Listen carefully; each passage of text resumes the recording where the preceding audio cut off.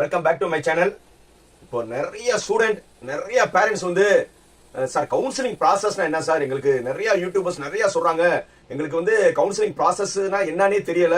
இதுக்கு முன்னாடி ஒரு 4-5 வருஷத்துக்கு முன்னாடி வந்து எல்லாமே சென்னைக்கு கூப்பிடுவாங்க, சென்னைக்கு கூப்பிட்டு வந்து இந்த காலேஜ் இருக்குன்னு சொல்லுவாங்க, இந்த காலேஜ்ல வந்து ஏதாவது ஒன்று சூஸ் பண்ணிட்டு இது உங்களுக்கு கிடைச்சிச்சுன்னு சொல்லிடுவாங்க. ஆனா இப்போ ஆன்லைன்ல கவுன்சிலிங் வந்த பிறகு அது எங்களுக்கு எதுவுமே புரிய மாட்டேங்குது சார். எஸ்பெஷலி வந்து மெயினா வந்து வில்லேஜ்ல இருக்கிறவங்க, அதிகமான ஸ்டூடெண்ட்ஸ் இருக்கிறது வில்லேஜ் இருக்க ஸ்டூடெண்ட்ஸ் அண்ட் பேரண்ட்ஸ் வந்து சார் கவுன்சிலிங்ல என்னன்னே தெரியல, அது எப்படி சார் எனக்கு புரியவே மாட்டேது, ஏதோ கவுன்சிலிங் அக்செப்ட் ஜாயிண்ட் அப்போர்டு என்னென்னமோ சொல்றாங்க சார், அது வந்து எவ்வளவுக்கு எவ்வளவு உங்களுக்கு சிம்பிளா எக்ஸ்பிளைன் பண்ணுங்க சார் சொல்லி ரொம்ப நிறைய பேரண்ட்ஸ் அண்ட் ஸ்டூடெண்ட்ஸ் கேட்டனால கவுன்சிலிங் ப்ராசஸ் எத்தனை நாள் நடக்கும், எப்படி நடக்கும், உங்களுக்கு சீட் அலாட்மெண்ட் ஆகிறத எவ்வளவுக்கு எவ்வளவு நான் சிம்பிளிஃபை பண்ணி சொல்ல முடியுமோ பண்றேன். ரைட்.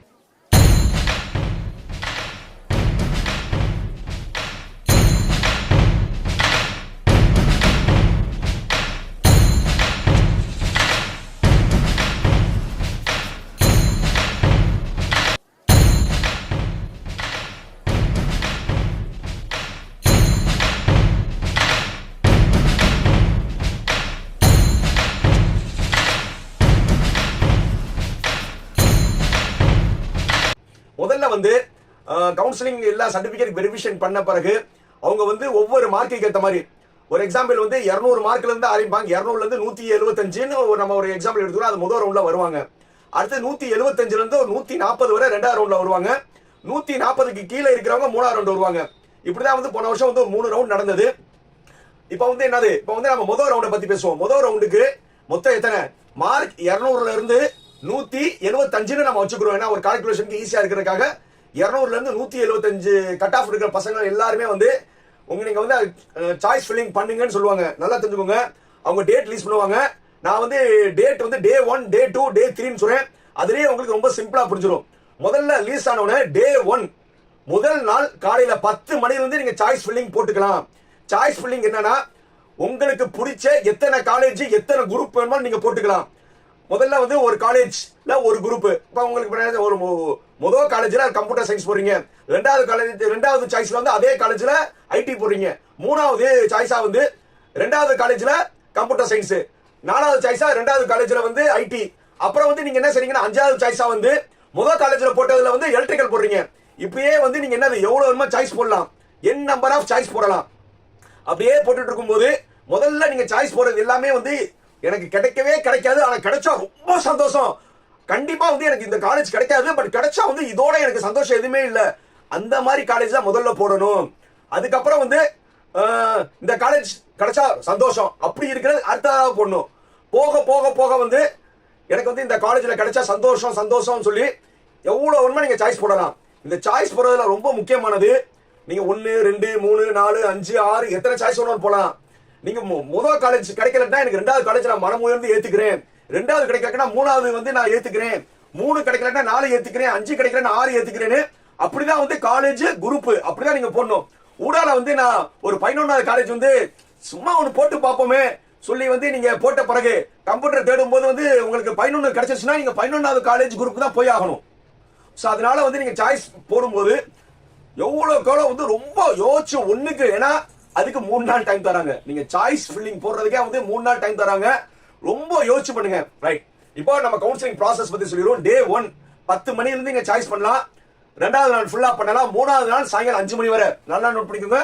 டே 1 காலையில 10 AM ல இருந்து டே 2 ஃபுல், டே 3 வந்து 5 வரை வந்து நீங்க சாய்ஸ் ஃபில்லிங் போட்டுக்கலாம்.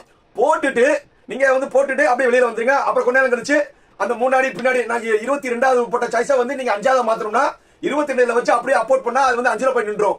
அப்படியே வந்து அந்த ஆர்டரை நீங்க என்ன செஞ்சுக்கலாம், மாத்திக்கலாம்.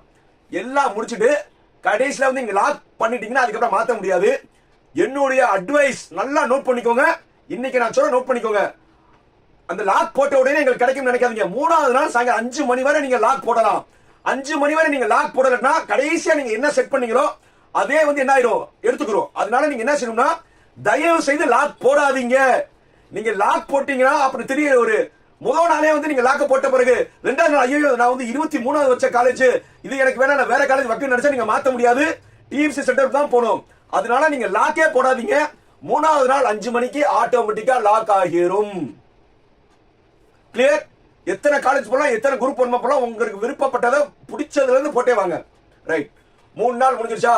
4வது நாள் டே 4 காலையில 10 மணிக்கு நீங்க கொடுத்ததை வந்து நீங்க என்ன செய்யணும்னா, உங்களுக்கு ஒரு 6 ஆப்ஷன் கேட்கும். 6 ஆப்ஷன் கேட்கும். அதாவது இந்த காலேஜ் எனக்கு கொடுத்த வந்தது ஓகேவா வேணாமா, அந்த 6 ஆப்ஷன் என்னென்னா, ஃபர்ஸ்ட் ஆப்ஷன் வந்து accept and join. Accept and ஜாயின்னா, சார் எனக்கு அலர்ட் ஆனது சந்தோஷம் சார், நான் உடனே வந்து எனக்கு நான் ஜாயின் பண்ணிக்கிறேன்னா, அக்செப்ட் அண்ட் ஜாயின் வந்தவங்க நேரா வந்து என்ன செஞ்சிடலாம், மறுநாள்ல இருந்து காலேஜில் போய் உங்க சர்டிபிகேட் கொடுத்து காசு கட்டி நீங்க ஜாயின் பண்ணிடலாம். அக்செப்ட் அண்ட் ஜாயின் நல்லா நோட் பண்ணிக்கோங்க. அக்செப்ட் அண்ட் ஜாயின் வந்தவங்க, சார் எனக்கு வந்து அலாட்மெண்ட் சந்தோஷம் சார், இது எனக்கு ஓகேனா நீங்க அக்செப்ட் ஓகே கொடுத்துட்டு நீங்க என்ன செஞ்சிடலாம், காலேஜில் போய் வந்து சர்டிபிகேட் ஃபீஸ் கட்டுறதெல்லாம் பார்த்துடலாம்.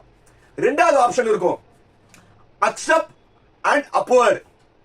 2வது இருக்கும் அக்செப்ட் அண்ட் அப்வர்ட். அப்படின்னா என்னன்னா, சார் எனக்கு 21வது சாய்ஸ்ல வந்து ஒரு காலேஜ் எனக்கு கிடைச்சிருச்சு, ஓகே சார் எனக்கு இது ஓகே தான், ஆனா இதுக்கு முன்னாடி ஒரு 20 சாய்ஸ் போட்டேன்ல, அதுல வந்து யாராவது வேணாம் சொன்னாலும் எனக்கு கொடுங்க. நல்லா தெரிஞ்சுக்கோங்க சார், இந்த காலேஜை நான் நல்லா ஏத்துக்கிறேன், நல்லா நான் சொல்றத நோட் பண்ணிக்கோங்க, எனக்கு 21வது வந்தது எனக்கு ஓகே தான், ஆனா இதுக்கு முன்னாடி 20 காலேஜ் இருக்குல்ல, அதுல எது கிடைச்சாலும் எனக்கு ஓகே தான் பண்றதா அக்செப்ட் அண்ட் அப்வர்ட். இதுல நல்லா தெரிஞ்சுக்கோங்க. இதுக்கப்புறம் வந்து ஒரு 5-6 நாள் கழிச்சு உங்களுக்கு இந்த அக்செப்ட் அப்வர்ட்ல வந்து உங்களுக்கு காலேஜ் கிடைக்கும் மேக்ஸிமம். அப்போ அந்த 20 காலேஜுக்குள்ள எது கிடைச்சாலும் ஓகே தான். சார் நான் 3வது காலேஜ் கிடைக்கும்னு நினைச்சேன், 10வது காலேஜ் அப்படிலாம் கிடையாது. முதல் காலேஜ்ல இருந்து 20வது காலேஜுக்குள்ள யாராவது வேணாம் சொன்னோம்னா உங்களுக்கு கிடைக்கலாம். சார் எனக்கு 15வது காலேஜ் கிடைச்சிருச்சு, அது எனக்கு பிடிக்கலன்னா போய் தான் ஆகணும். ஸோ அதனால இந்த இடத்துல ரொம்ப கேர்ஃபுல்லா பண்ணுங்க. அக்செப்ட் அப்போனா முன்னாடி 20க்குள்ள வந்து எனக்கு ஓகே வந்துடும். சார் எனக்கு முன்னாடி 20ல வந்து எனக்கு 15 வந்துருச்சு, ஆனா இப்ப எனக்கு அந்த 15 வேணாம் சார், இந்த 21 தான் வேணும்னா கிடைக்காது. நல்லா தெரிஞ்சுங்க. அக்செப்ட் பண்ண அப்போனா முன்னாடி வந்து கிடைச்சிருச்சுன்னா கிடைச்சிருச்சு, அப்படி முன்னாடி வந்து எதுவுமே அலாட் ஆகலன்னா அந்த 21வது உங்களுக்கு கிடைச்ச காலேஜ் தான் உங்களுக்கு. இவங்க எங்க போகணும்னா, இவங்க வந்து காலேஜ் போக தேவையில்லை. இவங்க எல்லாருமே உங்களோட ஒரிஜினல் சர்டிபிகேட் ஃபீஸ் எல்லாமே எங்க போய் கொடுக்கணும்னா டிஎஃப்சி சென்டர் போய் கொடுக்கணும். நீங்க டிஎஃப்சி சென்டர் ஒன்று நோட் பண்ணீங்கல்ல, அந்த டிஎஃப்சி சென்டர்ல போய் கொடுக்கணும். என்னென்ன கொடுக்கணும்னா உங்களுக்கு +2 டிசி கம்யூனிட்டி இன்கம் சர்டிபிகேட் எல்லா சர்டிபிகேட் போய் கொடுக்கணும். போக வந்து மெயினா வந்து டியூஷன் ஃபீஸ் வந்து ஒரு பார்ட் பேமெண்ட் கட்ட சொல்லுவாங்க. நீங்க first graduate SC ST PMS வாங்குறவங்கன்னா எதுவுமே கட்ட தேவையில்லை, உங்க ஒரிஜினல் சர்டிபிகேட் மட்டும் கொடுத்தா போதும். இல்ல சார் ஃபர்ஸ்ட் கிராஜுவேட் இல்ல, நான் பிஎம்எஸ் ஸ்காலர்ஷிப் வாங்குறது இல்லைன்னா நீங்க வந்து 25,000 ரூபாய் இல்லைன்னா 27,500 ரூபாய் வந்து நீங்க என்ன செய்யணும், அங்கே போய் வந்து ஃபீஸ் கட்டணும். இது வந்து நான் செல்ஃப் ஃபைனான்ஸ் காலேஜ் சொல்லிட்டு இருக்கேன். கவர்மெண்ட் காலேஜ்னா அந்த ஃபீஸ் வந்து மாறும், என்ன கட்டணுமோ அங்கே போய் கட்டிடணும். கட்டின பிறகு அதுக்கான ஒரு 4-5 நாள் கழிச்சு உங்களுக்கு ஒரு நாள் வந்து அதை ரிலீஸ் பண்ணுவாங்க. அதுல எது கிடைச்சிச்சோ அந்த காலேஜுக்கு வந்து இந்த ஃபீஸும் இந்த சர்டிபிகேட்டும் டிஎஃப்சி சென்டர்காரவங்களும் போய் கொடுத்துருவாங்க. புரியுதா? அக்செப்ட் அண்ட் அப்போர்டு போட்டவங்க டிஎஃப்சி சென்டர் போகணும், உங்க ஒரிஜினல் சர்டிபிகேட் கொடுக்கணும். காசு கட்ட வேண்டியவங்க காசு வந்து கேஷ் அவங்க ஜிபே பண்ணலாம், அப்படி இல்லாட்டினா டிடி எடுத்துட்டு போய் கட்டலாம். இது எல்லாமே அங்கே கட்டின பிறகு அவங்க வந்து சீல் அடிச்சு நீங்க காசு வாங்க எல்லாமே கொடுத்துருவாங்க. ரைட். இப்போ 21வது காலேஜ்ல இருந்து உங்களுக்கு 15வது காலேஜ் கிடைச்சிருச்சு. 15வது காலேஜ்ல வந்து நீங்க ஒரு வாரத்துக்குள்ள போய் ஜாயின் பண்ணும்போது இந்த ஃபார்ம் வந்து உங்களுக்கு அலாட்மெண்ட் வந்துடும். அதை எடுத்துட்டு நீங்க போய் ஜாயின் பண்ணிக்கலாம். நீங்க கட்டின காசு சர்டிபிகேட் எல்லாமே டிஎஃப்சி சென்டர் வந்து புதுசா உங்களுக்கு மாறி கிடைச்ச காலேஜில் போய் கொடுத்துருவாங்க. அதை பத்தி நீங்க ஒரி பண்ண வேணாம். அந்த காலேஜ்ல பேலன்ஸ் எவ்வளவு ஃபீஸ் கட்ட சொல்றாங்களோ அது போய் கட்டிடணும். ரைட். இது வந்து accept and join and accept and upward காரவங்களுக்கு. டென்டேட்டிவ் அலாட்மெண்ட் இது வந்து என்னது, 4 நாள் டே 4 நல்லா தெரிஞ்சுங்க. டே 4 டே 5 இந்த 2 நாளுக்குள்ள நீங்க என்ன செய்யணும், இந்த சாய்ஸை செலக்ட் பண்ணணும். 2 நாள் உங்களுக்கு கொடுக்குறாங்க. டே 4 டே 5 டே 5 வந்து 5 மணிக்குள்ள வந்து நீங்க வந்து இதை சூஸ் பண்ணிட்டு காலேஜ் போறாங்கன்னா நீங்க டே 6ல இருந்து போய்க்கலாம். டிஎஃப்சி சென்டர் போறவங்க டே 6ல இருந்து போய்க்கலாம். நல்லா தெரிஞ்சுங்க. 2 நாள் வந்து நீங்க யோசிக்கிறதுக்கு, நீங்க அந்த எந்த பட்டன் போட போறீங்கன்னு சொல்றதுக்கு வந்து என்னது 2 நாள் டைம் தராங்க. ரைட். அது போக சார் நான் டே வந்து நான் காலேஜ்ல ஜாயின் பண்ணிட்டீங்கன்னா டே 6 டே 7 டே 8 டே 9 டே 10 5 நாளுக்குள்ள நீங்க காலேஜ்ல போய் சர்டிபிகேட் ஃபீஸ் கட்டிடணும். இல்ல சார் நான் டிஎஃப்சி சென்டர் போறீங்கன்னா டே 6 டே 7 டே 8 டே 9 டே 10 இதுக்குள்ள போய் நீங்க என்ன செஞ்சிடணும், டிஎஃப்சி சென்டர்ல போய் நீங்க ஒரிஜினல் இது எல்லாமே கொடுத்துடணும். ரைட். சார் இப்போ நான் காலேஜ்ல போய் ஜாயின் சார் ஆர்டர் எடுத்துட்டேன், நான் 5 நாளுக்குள்ள போய் காலேஜ்ல போய் சேரலன்னா கேன்சல், அவ்வளவுதான், இதோட அட்மிஷன் முடிஞ்சிச்சு. அதே மாதிரி சார் நான் டிஎஃப்சி சென்டர் அப்போன்னு சொல்லிட்டு வந்து எனக்கு வந்தது, நான் டிஎஃப்சி சென்டர் போகல, அப்புறம் நான் மறுபடியும் கவுன்சிலிங் வரலாமா, பிம்பி நாக்கி பினாப்பி அதோட உங்களுக்கு என்ன ஆயிடுச்சு, கவுன்சிலிங்கே முடிஞ்சிருச்சு. அப்போர்டு கொடுத்து உங்களுக்கு வந்து ஒரு காலேஜ் அலாட் ஆயிடுச்சுன்னா நீங்க டிஎஃப்சி சென்டருக்கு போய் தான் ஆகணும். அதுக்கப்புறம் வந்து அப்போர்டு வந்துருச்சுல, டிஎஃப்சி சென்டர் போன பிறகு அது ஒரு 15வது காலேஜ் வந்துச்சுல, அது 5 நாள் கழிச்சு உங்களுக்கு தெரியும். அப்போ அந்த காலேஜில் போய் சேரணும், அவ்வளவுதான். அதோட உங்க தலையெழுத்து முடிஞ்சிச்சு. திருப்பிலாம் நீங்க கவுன்சிலிங் வர முடியாது. டே 10 வரை சொல்லியாச்சா? அடுத்தது டே 11, 12 எந்த ப்ராசஸுமே நடக்காது. ஏன்னா டே 10 வரை முதல்ல அக்செப்ட் அண்ட் ஜாயின் சொன்னவங்க காலேஜில் சேர்ந்துருவாங்களே, அக்செப்ட் அண்ட் அப்போர்டுக்காரவங்களுக்கு அந்த இன்னும் 2 நாள் பயம் இருந்துகிட்டே இருக்கும். சார் நமக்கு எந்த காலேஜ் கிடைக்க போகுது, ஏன்னா நம்ம டிஎஃப்சி சென்டர் சர்டிஃபிகேட் காசு கொடுத்தாச்சுல. டே 13 மார்னிங், நல்லா தெரியுங்க, டே 13 மார்னிங் 10 மணிக்கு அலாட்மெண்ட் வரும் உங்களுக்கு. அந்த அலாட்மெண்ட்ல வந்து உங்களுக்கு எந்த காலேஜ் கிடைச்சிச்சோ அதுதான் உங்க தலையெழுத்து. நல்லா தெரிஞ்சுங்க. யாருக்கு வந்துரும்னா, அக்செப்ட் அண்ட் அப்போர்ட் போட்டாங்களே, டிஎஃப்சி சென்டர் போய் கொடுத்தீங்களே, அவங்களுக்கு 2 நாள் வந்து யாராவது வேணாம் இங்கே போனாலும் எல்லாம் கால்குலேட் பண்ணிட்டு டே 13ல வந்து உங்களுக்கு ஒரு காலேஜ் வந்துடும். அதுதான் உங்களுடைய ஃபைனல் தலையெழுத்து. புரியுதா? நல்லா வந்து ரொம்ப சிம்பிளா சொல்லியிருக்கேன். நான் மறுபடியும் சொல்றேன், இதுல ரொம்ப ரொம்ப ட்ரிக்கியானது டென்டேட்டிவ் அலாட்மெண்ட். நீங்க சாய்ஸ் ஃபில்லிங் பண்ண பிறகு உங்களுக்கு இந்த காலேஜ் வேணுமா வேணாமான்னு சொல்லி ஒரு 6 ஆப்ஷன் கேட்பாங்க. அது என்னென்ன ஆப்ஷன் சொல்லி நான் மறுபடியும் சொல்றேன், நல்லா நோட் பண்ணிக்கோங்க. ஃபர்ஸ்ட் அக்செப்ட் அண்ட் ஜாயின்னா எங்க போகணும்? காலேஜுக்கு போகணும். அடுத்தது அக்செப்ட் அண்ட் அப்போர்ட்னா எங்க போகணும்? டிஎஃப்சி சென்டர் போகணும். டிஎஃப்சி சென்டர் போயிட்டு இதுக்கு முன்னாடி காலேஜ் வருதான்னு வெயிட் பண்ணணும்.